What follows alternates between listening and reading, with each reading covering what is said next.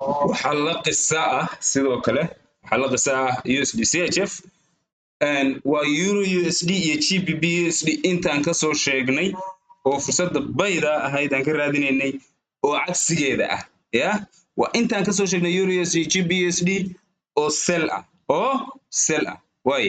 iyada waxay noo samaysay complex pullback oo uptrend ah halka euro USD GBP USD noo samaynay complex pullback oo downtrend ah iyada waxaan ka sugaynaa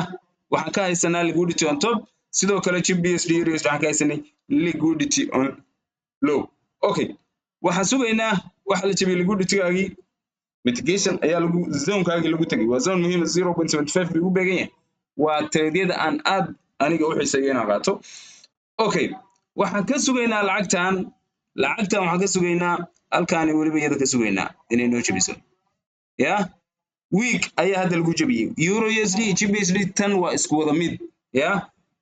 waxa week-gan sababayna waa news way waa news okay news kuma khilaafayo jihadeenna suuqa ya laakiin waxa laga rabaa adiga istiraatiijiyadda inaad aqoon ahaan iyo cilmi ahaan bid u baratid newska marka adigu ku raacaya meesha suuqa waa la iskala newska aadaya ha ka walwalin news ina akhrisid iyo forex factory iyo Facebook iyo waxyaalahaas ina akhridid waqti iska lumin waqti waxa ku lumisaa istiraatiijiyaddan inaad baratid iyada waad xoog saartid ya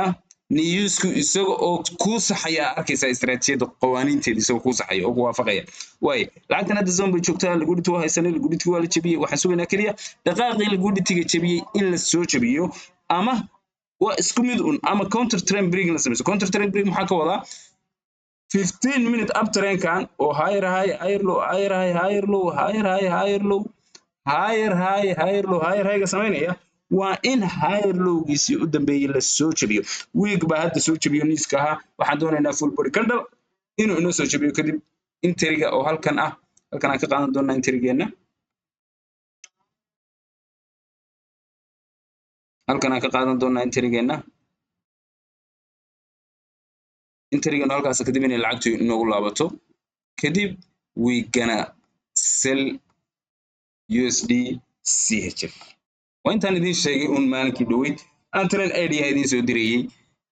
kaliya bullback aan ku dheeraato very complex ku noqotay qawaaniintu waa isla qawaaniintii un intii aan idin sheegay 2 bilood 3 bilood 4 bilood 5 bilood 6 bilood ka hor ayuun baan still idin sheegaya iyagoon baan ku shaqeynaynaa iyagoon baan lacag ku sameynaynaa iyagoon baan waxa weeye dadna ay energy iyo awood gelinayaan ya